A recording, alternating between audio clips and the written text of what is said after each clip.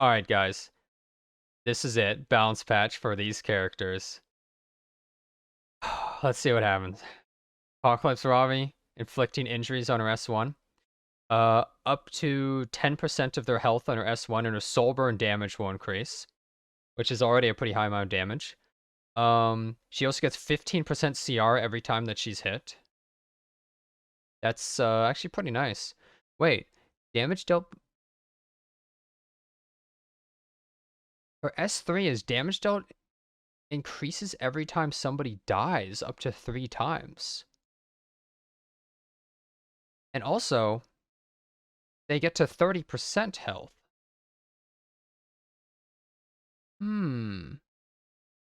Depending on the damage increase, it could be that she actually hits really hard. That might actually be a powerful ability. We'll have to see, right? Overall, she's still not going to be good against characters like Spectre, Tenebra, and Landy, but she might be able to clean up fights better versus characters such as Carrot, possibly, or a few others. I'm not sure, but the fact that she also put injuries on and gets CR push means that she's going to be taking more turns and be able to just apply a little bit more pressure on tanky teams. Luna increases the number of attacks to max on her S1. That is really big. Her S1 has a really high amount of damage if you hit max attacks. That's a huge deal. That's really, really big, honestly. That's huge. For 10 souls, that's an enormous damage increase, guaranteeing that. Her S2, rather than all this weird BS, increases critical hit chance and critical hit resistance by 30% at all points. Now she is always going to have these on at all times. That's exactly what she needed, rather than having something when she was at high health or low health. Oh, and then she also has the attack when she's at high health or defense when she's at low health. So she has that part be variable depending on her health, but she has the increased critical hit chance and resist by 30% just always, which is really good. Finally, Stove can shut up about constantly wanting Luna buffed. Finally, all the Luna fans will be happy, I think. S3 penetrates the target's defense by 50%, acquires 5 additional souls when the enemy is defeated. And just gives 5 souls normally. So that's 10 souls if you kill somebody. I think that's big. Dude, 50%. Defense Pierce? That's a huge increase of damage. This literally went from not having any Pierce to 50% damage Pierce. On a skill that, let's see.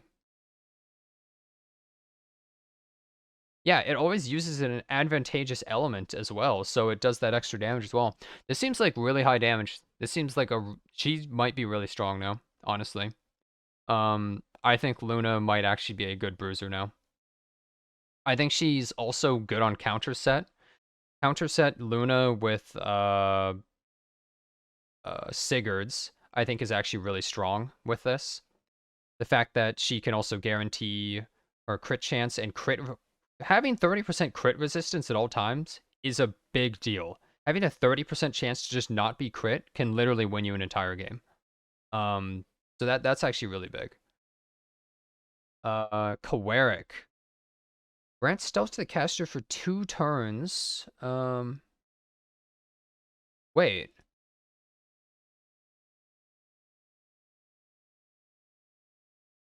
Oh my god, wait. His S2 now gives him stealth for 2 turns, and his S3 gives him stealth for 2 turns.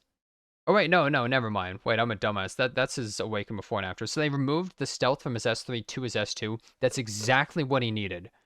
That is exactly what he needed. Because the whole problem with this character is that you would always lead with your S2, and you would never lead with your S3.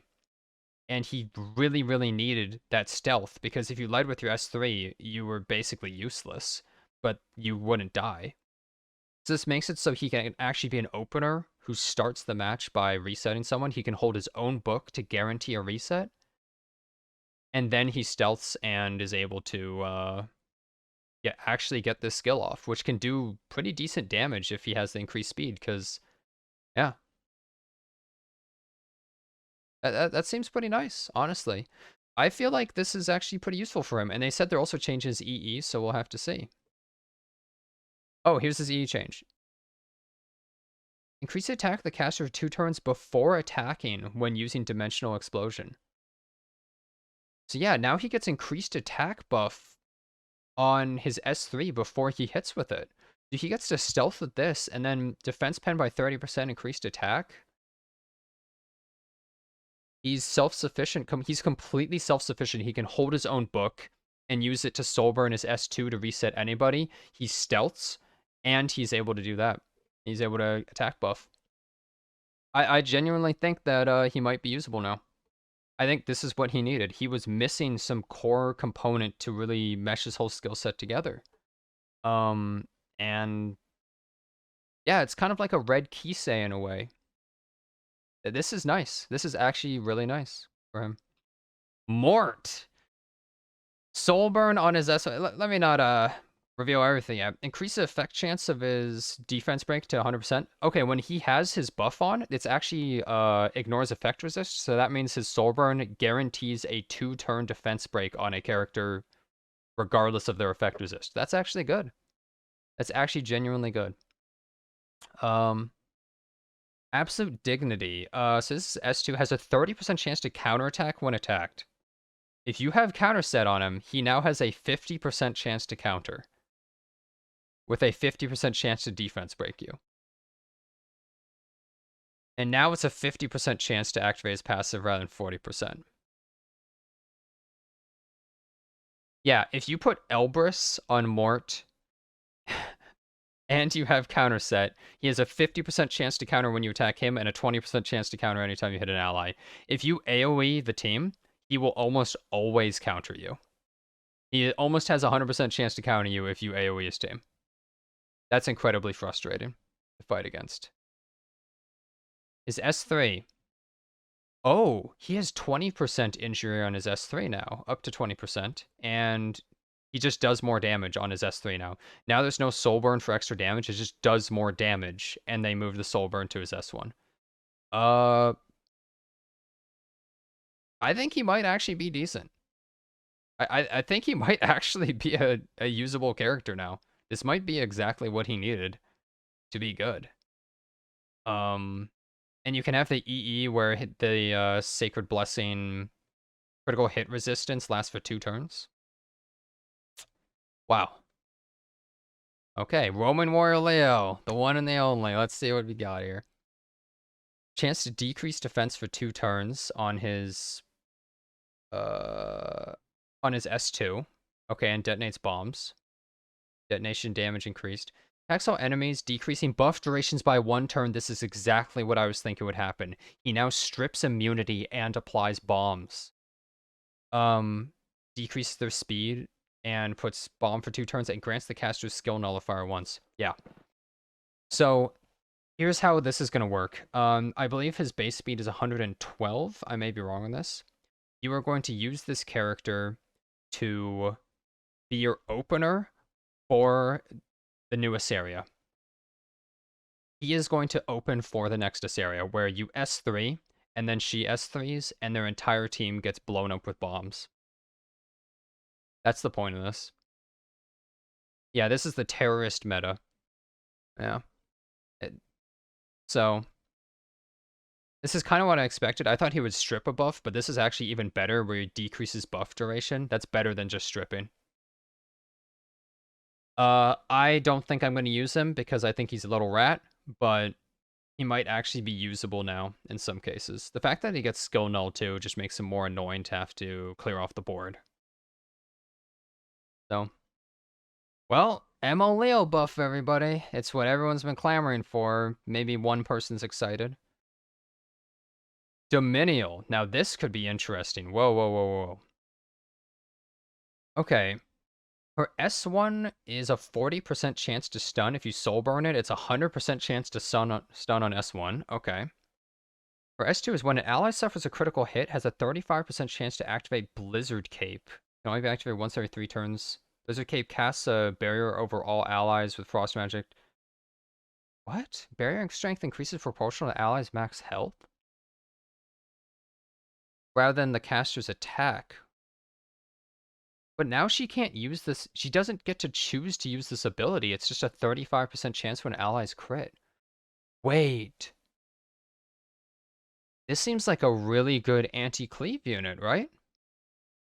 If you open with Cerise or Flitica or somebody like that, she basically is guaranteed to use this ability. It's just a barrier, though, and she doesn't give a defense buff, does she? Wait. Yeah, barrier and reflect. Wow. Yeah, no, this completely kills Cleave, basically. She puts a barrier and reflect on the entire team. Wow. Uh, yeah, she is a Cleave counter. Wow. They really hate Cleave, don't they? That's kind of shocking, honestly. Okay. Rest 3 has a 100% chance to decrease combat readiness by 15%, increases speed of the caster for 2 turns. So, what they're adding to her S3 is it already had a 90% chance to stun, but now it always pushes back by 15%, increases her speed. You can't really use that in Cleave too well, though. I don't know. Yeah, she's an anti-Cleave character. They despise Cleave. With the new Angelica and this Domenial now, I kind of can't believe it. This is pretty ridiculous. Mercedes. Are they actually going to make her good? S1 attacks 2 enemies, increases combat readiness by 15% is what they're adding. Her S2, which is an AoE, now has a 70% chance to dispel 1 buff. That's a awkward number. And it does more damage the less enemies are. When the caster is granted increased attack, activates it as an extra attack. What? Huh. Okay, so when she has increased attack, she uses it a second time, I believe. And it does decrease damage. So kind of like a Vivian S2, but the condition is when she has increased attack. That's kind of odd. S3. A critical hit increases the damage dealt. Alright. And as you can see from these, they seem to be increasing the damage overall, I guess. Now this only gives 1 soul instead of 2. Kind of random. Oh, it also increases the attack of all allies with her S3. This seems to just be for newer players. She's not really going to be used anywhere else. I think it's just for newer players to help them in story. She's definitely a lot better for newer players to use, but basically you'll S3 on the first turn and then you S2 on the second and you get a second S2, which is helpful in expos and it's helpful for newer players, so alright, that's fine, I guess. Merciless Glutton, let's see. When using a single attack, increases damage dealt by 16%. When defeating an enemy with a single attack, increases combat readiness of all allies except for the caster by 12%. This is a warrior artifact. You have to kill somebody with a single attack on a warrior. Strays cannot use this.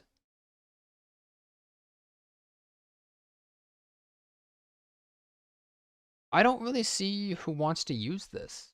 It doesn't seem worthwhile on LQC or a Ravi, or I can't really see who would actually want to be using this. I don't think Luna wants this. Because Luna needs Sigurds. You can't use that on them. Yeah, I guess it's better on Euphane, but who cares?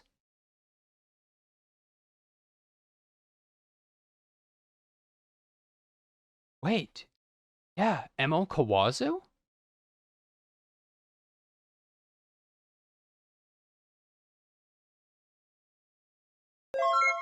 ML Kawazu?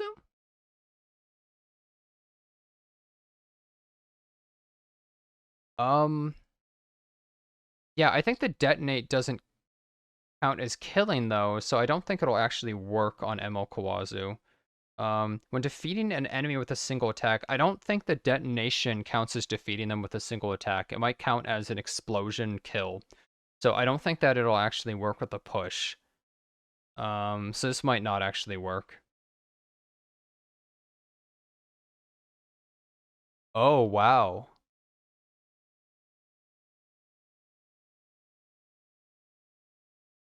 What?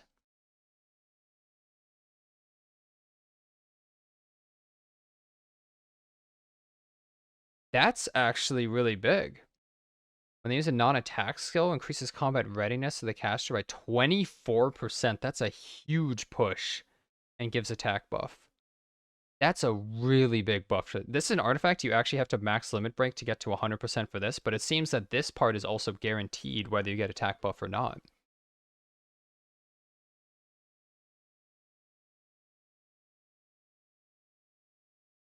So,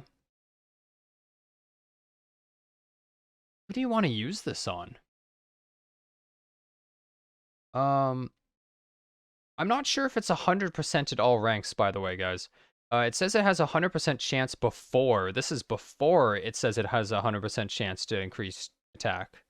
And it currently is only 100% if you have it max limit broken. Oh, wait.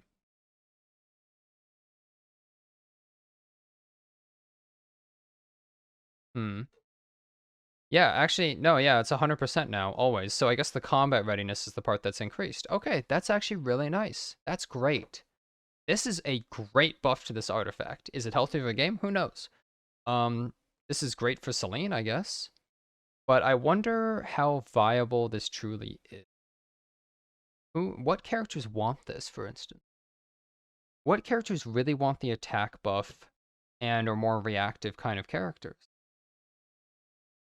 It's an artifact for thieves. I mean, it's good on Selene, but Selene's kind of an awkward character overall. Um, this seems to be an anti-cleave artifact as well. Well, I think from these changes, I would say this patch is good. Does it completely slaughter cleave even more? Absolutely. However, I think some of the changes are kind of cool. Looking at it from a more objective view of just purely not how it affects the meta, but just how these characters are, I think the change is good. I think Apocalypse Ravi, I think this buff sounds kind of nice for her. I think it's going to make her a lot more useful in the fights that she was actually designed for against like bulkier opponents. I think this S3 change might, depending on the damage increase, she might hit like a truck and just completely kill people. 30% health is, nice, but not the biggest deal, but I guess they can survive a little bit more. The Luna buff, I think, is huge. I think this character might actually be really good now. I think that she's really needed something for a while. People are constantly crying about Luna buff, Luna buff, Luna buff, but it's finally happened, and I think this is what she needed. I think she's going to be a solid counter bruiser right now. This soul burn is huge.